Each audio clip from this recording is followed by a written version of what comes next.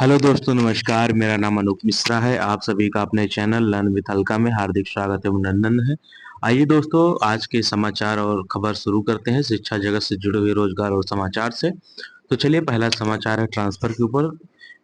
मैं इस तरह की किसी भी खबरों के तथ्यों की पुष्टि नहीं करता हूं, लेकिन जो भी सोशल मीडिया पर वायरल हो रहे होते हैं उन सभी चीजों को आपके सामने लाकर इकट्ठा करता हूं। तो आइए शुरू करते हैं। शिक्षा विभाग से संबंधित बिग ब्रेकिंग न्यूज आ रही है। पटना जिले को छोड़कर 10 मई तक अन्य जिलों से संबंधित सभी कोट की महिलाओं को जिला आवंटन कर दिया जाएगा। वहीं 15 मई तक अन्य जिले वाले पुरुष शिक्षकों को जिला आवंटित कर दिया जाएगा। साथ ही साथ अब तक जिनको जिला आवंटित हो गया है उनको 10 से 15 मई तक विद्यालय का आवंटन होगा और वो इस महीने के अंत तक या जून माह के अंत तक नए विद्यालय में योगदान करेंगे। इसके अलावा जिनको जिला आवंटन होगा उन्हें मई महीने के अंत तक विद्यालय भी आवंटित हो जाएंगे। वहीं जून महीने में सेम जिला वाले सभी शिक्षक अपने नए विद्यालय में होंगे। पटना जिला वाले शिक्षकों का ट्रांसफर भी जून महीने में ही होगा। इतनी ही नहीं, खबर यह भी आ रही है कि विशिष्ट शिक्षकों की सेवा निरंतरता का लाभ देते हुए वेतन वृद्धि किया जाएगा। अगला है, हाजिरी बनाकर अब स्कूल से बाहर नहीं जा सकेंगे शिक्षक। सरकारी स्कूल के शिक्षकों की ओर से हाजिरी बनाकर स्कूल से गायब होने की लगातार शिकायतें मिल रही हैं। इस पर सख्त कदम उठाते हुए शिक्षा विभाग ने इस पर विशेष निगरानी शुरू कर दी है। विभाग के अपर मुख्य सचिव डॉक्टर एस सिद्धार्थ को शिकायत मिली थी कि स्कूल के बगल में रहने वाले शिक्षक ऑनलाइन हाजिरी बनाकर स्कूल से बाहर चले जाते हैं। कई कई शिक्षक हाजिरी बनाकर स्कूल से घंटों बाहर रहते हैं। जिला शिक्षा कार्यालय ने ऐसे शिक्षकों को चिन्हित करना शुरू कर दिया। जिला शिक्षा कार्यालय ने ऐसे शिक्षकों पर कार्रवाई करने के लिए प्रधानाध्यापक के साथ साथ प्रखंड शिक्षा पदाधिकारी को भी सख्त निगरानी रखने और ऐसे लोगों को चिन्हित कर अविलंब जिला शिक्षा पदाधिकारी को सूचित करने का निर्देश दिया है। अगर कोई शिक्षक हाजिरी बनाकर स्कूल से गायब हो जाते हैं तो उनको सीधे निलंबित किया जाएगा। कोई भी शिक्षक पोर्टल पर कर सकते हैं शिकायत। तो ये शिकायत से संबंधित है, आप शिकायत भी कर सकते हैं। अगला समाचार है, किसी विद्यालय में 2 से 4 शिक्षकों की तैनाती तो किसी में एक भी नहीं। जैसे यहाँ पे लिखा हुआ है, सिलौटा विद्यालय में वर्ग 6 से 8वीं तक के छात्रों को पढ़ाने के लिए एक भी शिक्षक की नियुक्ति नहीं हुई है।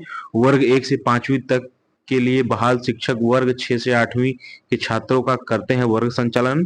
प्रथम, द्वितीय व तृतीय चरण की शिक्षक नियुक्ति में भी कई विद्यालयों को नहीं मिले हैं शिक्षक, कहते हैं प्रधानाध्यापक। प्रधानाध्यापक क्या कहते हैं ये देखते हैं। वर्ग 6 से 8 के लिए डीसी द्वारा तृतीय चरण के तहत भी एक शिक्षक की तैनाती विद्यालय में नहीं की गई है। वर्ग 1 से 5 के लिए तैनात शिक्षकों द्वारा ही वर्ग 6 से 8 तक के छात्रों का वर्ग संचालन किया जाता है। इसके कारण छात्रों के पठन पाठन पर इसका असर पड़ता है। मेरे द्वारा इसकी सूचना पूर्व में भी वरीय अधिकारी एवं विभाग को भी दी गई है। ठीक है। एनसीईआरटी की बुक लागू होने से शिक्षकों को हो रही है परेशानी। ये बहुत सारी समस्या है, लेकिन जो चीजें हैं वो मैं बता रहा हूँ। अनदेखी, गलती अधिकारी हो या सॉफ्टवेयर की, खामियाजा भुगत रहे छात्र। जो भी चीजें समाचार में है वो मुझे आप सबके सामने प्रदर्शित कर रहा हूँ। अगला समाचार है, शिक्षक की गिरफ्तारी के विरोध में सड़क जाम, यानी कि आरोपी छात्र के पक्ष एवं विपक्ष में चलता रहा हाई वोल्टेज ड्रामा। बगहा दो प्रखंड महुआर स्थित मध्य विद्यालय के शिक्षक दीपक जगन्नाथ की गिरफ्तारी के विरोध में रविवार सुबह 9 बजे स्कूली बच्चों ने बगहा सेमरा मुख्य सड़क को महुआर चौक के पास जाम कर दिया। बच्चों ने कहा कि उनके शिक्षक को जानबूझकर फंसाया गया है। सूचना मिलते ही सेमरा, चूहट और एसपी सिटी SC ST थानों की पुलिस मौके पर पहुंची। पुलिस ने बच्चों को समझाया, जांच का भरोसा दिया। इसके बाद बच्चे और ग्रामीण सड़क से हटे। करीब 1 घंटे तक सड़क पर यातायात ठप रहा। शनिवार को पहली कक्षा की एक छात्रा के परिजन ने शिक्षक दीपक पर छेड़खानी का आरोप लगाया था। परिजनों ने स्कूल में हंगामा किया, शिक्षक के साथ मारपीट की। स्कूल में ही उन्हें बंद कर दिया। सूचना पर सेमरा, चूहट, पखौली SC ST और यातायात थाना की पुलिस पहुंची। शिक्षक को हिरासत में लिया गया, महिला थाना भेजा गया। देर शाम महिला थाना में FIR दर्ज हुई। रविवार को जब बच्चों को इसकी जानकारी मिली तो एकजुट होकर शिक्षक की रिहाई की मांग करने लगे। सेमरा थाना के अपर थानाध्यक्ष वाल्मीकि प्रसाद ने बताया कि बच्चों को समझाकर सड़क से हटाया गया है, आवागमन सामान्य हो गया है। महिला थाना अध्यक्ष पुष्पा ट्विंकल ने बताया कि छात्रा की मां के आवेदन पर FIR दर्ज की गई है। आवेदन में कहा गया है कि 2 मई को छात्रा जब स्कूल आई थी तब मध्याह्न के समय शिक्षक ने उसे उसके कपड़े उतरवाकर गलत हरकत करने की कोशिश की। जब घर लौटने पर बच्ची ने मां को पूरी बात बताई। इसके बाद नाराज परिजन और स्थानीय लोग शनिवार को स्कूल पहुंचे, हंगामा किया। शिक्षक के खिलाफ महिला थाना में कांड संख्या 22/25 दर्ज हुआ। उस पर धारा 74, 76 डीएनएस पॉक्सो एक्ट की धारा 8 और SC/ST एक्ट के तहत मामला दर्ज किया गया। शिक्षक को बेतिया जेल भेज दिया गया है। ठीक है। TRE 3 के तहत भी नगर परिषद क्षेत्र में विद्यालयों को नहीं मिले शिक्षक। मध्य विद्यालय के प्रधान 18 मई को जिला मुख्यालय में करेंगे सत्याग्रह। यहाँ पे लिखा है, राजकीयकृत मध्य विद्यालय बीहड़ सहित नगर के किसी भी विद्यालय को TRE 3 के तहत एक भी शिक्षक नहीं मिल पाए हैं। यहाँ तक कि हाल में 31 मार्च को शिक्षा विभाग के ACS से सिद्धार्थ ने भी मध्य विद्यालय बीहड़ के बच्चों ने अनुनय विनय किया था। इसके बावजूद भी विद्यालय को एक भी शिक्षक नसीब नहीं हो पाया है। इधर शिक्षक संकट के गंभीर दौर से गुजर रहे मध्य विद्यालय बीएड के प्रधान रंजन कुमार ने बिहार सरकार के शिक्षा विभाग से फिलहाल 15 शिक्षकों की मांग की है। विभाग को एक बार भी मार्मिक पत्र देकर गणित, विज्ञान, अंग्रेजी, संस्कृत और कंप्यूटर जैसे महत्वपूर्ण विषयों में स्नातक ग्रेड के कम से कम 15 शिक्षकों की मांग की। साथ ही एक सप्ताह के भीतर कोई ठोस निर्णय नहीं लेने की स्थिति में 18 मई 2025 को बेगूसराय जिला मुख्यालय में अध्यापक अधियाचना सत्याग्रह पर बैठने की बात कही है। विद्यालय प्रधान ने कहा कि 2 जून से 3 दिवसीय क्रमिक उपवास की भी शुरुआत करेंगे। साथ ही यह आंदोलन चरणबद्ध रूप से सख्त स्वरूप ग्रहण करेगा और इसकी नैतिक जिम्मेदारी पूरी तरह से शिक्षा विभाग सरकार की होगी। ठीक है दोस्तों, आगे बढ़ते हैं। शिक्षकों के वेतन व बकाया भुगतान काम के लिए नोडल अधिकारी नियुक्त कर दिए हैं। शिक्षकों के वेतन व बकाया भुगतान के लिए नोडल अधिकारी नियुक्त कर दिए हैं। अगर काम समय पर रहेगा, वेतन, बकाया, पेंशन योजना सहित अन्य कार्यों के लिए अधिकारियों को नामित किया गया। इससे सभी काम समय पर होने के साथ ही शिक्षक और दूसरे कर्मियों को परेशानी नहीं होगी। ठीक है। संविदा और आउटसोर्सिंग पर बहाल कर्मी का भी जिम्मा होगा, मुख्यालय से मॉनिटरिंग होगी। ठीक है। अगला समाचार है, HRMS अपडेट किया जा रहा है, अगले महीने तक सब पूरा हो जाएगा। BPSC TRE 3 के नवनियुक्त शिक्षक व शिक्षिकाएं व TRE 2 और TRE 1 व विशिष्ट शिक्षक को 53% DA अपडेट के साथ सैलरी आएगी। TRE 1 TRE 2 के शिक्षक एवं शिक्षिका को वार्षिक वेतन वृद्धि अपडेट के साथ सैलरी आएगी। ठीक है दोस्तों, ये वो पत्र है जिसे आप लिखेंगे और इसी को लिखकर आप अपने विद्यालय में जहां ज्वाइन करेंगे TRE 3 वाले, इसे वहां समर्पित करेंगे। तो सेवा में प्रधानाध्यापक, प्रधानाध्यापिका, विद्यालय का नाम, विद्यालय के बगल में किस जगह पर है वो विषय, विद्यालय अध्यापक के पद पर योगदान के संबंध में महाशय। उपरोक्त विषय के संदर्भ में सादर अंकित करना है कि बिहार लोक सेवा के विज्ञापन संख्या आप लोग TRE 3 में 22/2024 द्वारा आयोजित परीक्षा में सफल होने के उपरांत जिला शिक्षा पदाधिकारी, आप जिस जिले के हैं वो जिले का नाम के पत्रांक, ऊपर सबसे जब लेटर निकलता है आपका नाम लिखा होता है, उसी के नीचे पत्रांक लिखना, फिर जिस दिनांक में लेटर छपा और लेटर लिखना के आलोक में मैं मतलब अपना नाम और फिर अपने विद्यालय का नाम, किस विषय में है और किस कक्षा में पढ़ाना चाहते हैं, किस तारीख को आप ज्वाइन करें, पूर्वाहन या अपहरण, ये चीज करना। अतः भावादिये से विनम्र आग्रह है कि वो मुझे विद्यालय अध्यापक पद पर योगदान करने की अनुमति प्रदान करें। इसके लिए मैं आपका सदा आभारी रहूंगा। विश्वास भाजन, नाम, हस्ताक्षर, रोल नंबर, ID नंबर, विद्यालय था, ये सब अपना सब कुछ लिखकर, और जब ये विद्यालय प्रधान मोहर और सिग्नेचर करते हैं तो इसकी एक फोटो कॉपी करा के अपने पास रख लेना है। ठीक है दोस्तों, इस प्रकार आज के अन्य समाचार और मुख्य समाचार समाप्त होते हैं। आइए अन्य समाचार की तरफ बढ़ते हैं। ठीक है दोस्तों, आज का अन्य समाचार है, मेडिकल लीव सैलरी की समस्या के लिए ऑनलाइन आवेदन देंगे शिक्षक।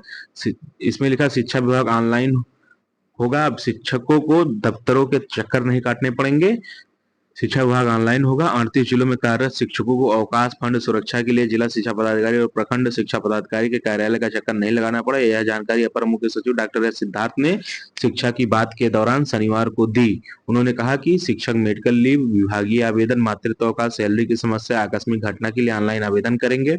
इसकी मॉनिटरिंग मुख्यालय स्तर पर होगी। यह निर्णय डॉक्टर एस सिद्धार्थ ने एक शिक्षक का पत्र पढ़ने के बाद लिया है। BPSC TRE 1 पास एक शिक्षक ने पत्र से अपर मुख्य सचिव को जानकारी दी। DEO और DPO कार्यालय में शिक्षकों के साथ अभद्र व्यवहार किया जाता है, हर काम के लिए पैसे मांगे जाते हैं। लिपिक चतुर्थ श्रेणी के कर्मचारी भी शिक्षक के साथ दुर्व्यवहार करते हैं।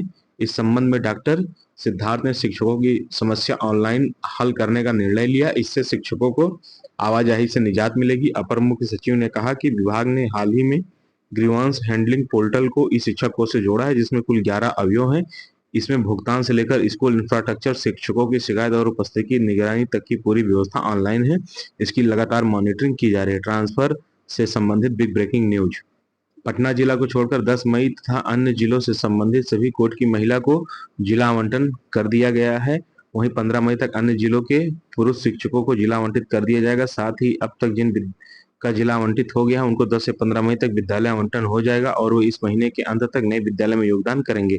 इसके अलावा जिनको जिला आवंटित होगा उन्हें मई महीने के लास्ट तक विद्यालय भी आवंटित कर दिया जाएगा। वहीं जून में सेम जिला वाले सभी शिक्षक अपने अपने विद्यालय में होंगे। पटना जिला वाले शिक्षकों का ट्रांसफर भी जून में ही होगा। इतना ही नहीं, खबर यह भी आ रही है कि विशिष्ट शिक्षकों को सेवा निरंतरता का लाभ देते हुए वेतन में वृद्धि किया जाएगा। शिक्षकों से संबंधित मामलों को अब नीरज कुमार नीतीश कुमार के बेटे इंजीनियर निशांत कुमार स्वयं देख रहे हैं और उनका लक्ष्य है कि हर हाल में शिक्षकों को जून महीने तक नए विद्यालय में ट्रांसफर कर दिया जाए। साथ ही शिक्षकों के वेतन में वृद्धि भी किया जाए। ठीक है, इसमें लिखा है अब इन जिलों का मैसेज आना शुरू, जैसे वेस्ट चंपारण, सारण, सुपौल, सिवान, सीतामढ़ी, समस्तीपुर, सहरसा, मुजफ्फरपुर, लखीसराय, खगड़िया, कटिहार, जमुई, जहानाबाद, बक्सर।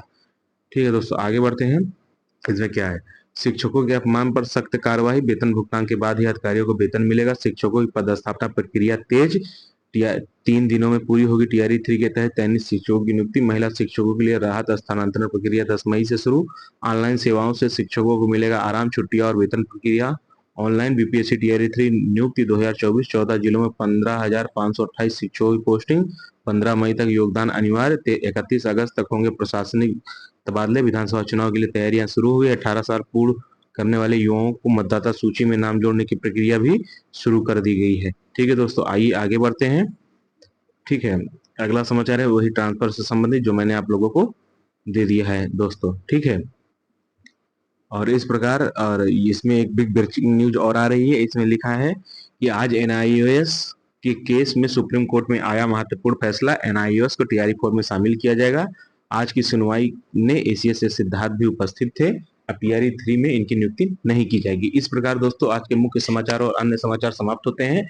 और मेरे द्वारा सही, सटीक और समय पर इंफॉर्मेशन प्राप्त करने के लिए कृपया मेरे चैनल को सब्सक्राइब करें और ज्यादा से ज्यादा लोगों से चैनल सब्सक्राइब करवाएं, जिससे मेरा मोटिवेशन बढ़े और मैं इस तरह के कार्यों को और कर सकूं दोस्तों। ठीक है, तो ज्यादा से ज्यादा शिक्षक साथियों को शेयर करें और चैनल को सब्सक्राइब करवाएं और जिससे मेरी आवाज ज्यादा से ज्यादा लोगों तक पहुंच सके और इफेक्टिव हो।